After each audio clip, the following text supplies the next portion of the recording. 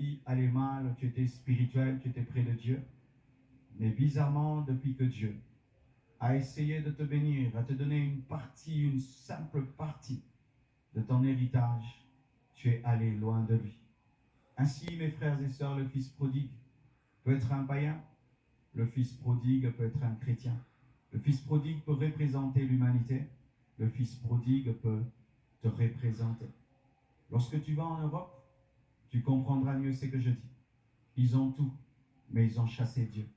Ils ont des belles maisons, ils ont des belles voitures, ils ont toute la technologie du monde.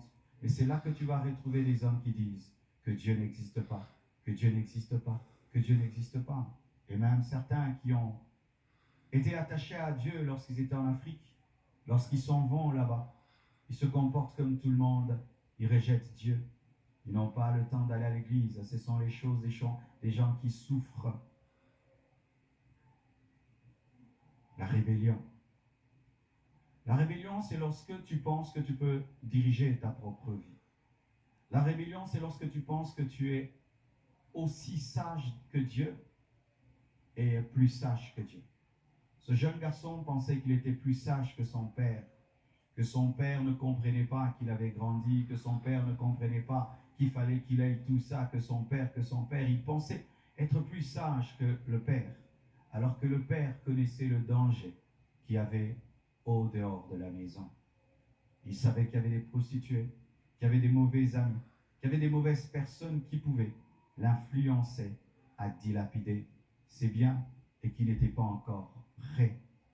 Mon frère, ma soeur, dès lors que tu commences à croire que tu es plus intelligent que Dieu et que tu commences à diriger toi-même ta vie, moi j'ai décidé, moi je veux, moi je pense, tu es tombé dans la rébellion.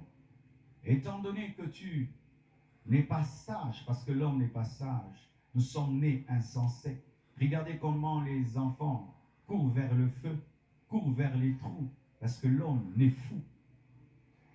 Et alors que nous sommes des fous, des fois nous prenons des décisions. Je vais diriger ma vie moi-même. Je suis fatigué de la Bible. Je suis fatigué des prédications. Moi maintenant j'ai décidé. Tu rencontreras le serpent. Tu rencontreras le loup qui te tuera et qui te dévorera. Lorsque Adam et Ève ont cru qu'ils étaient plus sages que Dieu, ils sont tombés sous la coupe du serpent. Et chaque fois que tu penseras que tu peux te conduire toi-même, que tu peux établir ta propre justice, établir ta propre loi, mon frère, c'est alors que le rusé Satan te détruira.